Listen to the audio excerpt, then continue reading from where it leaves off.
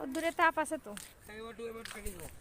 ওই তো সেই সময় বললাম আচ্ছা বলি তো কোন সময় আইসি তো। দেখ এটা শুয়ে খাওয়া যাবে না বাবা তো শুয়েই থাকে, বাবা প্রতিদিন এই জায়গায় এসে এসে শুয়ে থাকে আর রোদ পোয়। ওই তো আমাকে বাচ্চা বসে ট্রেনতে আরে বাবা কি আরাম। আরাম না কিন্তু বাচ্চাতে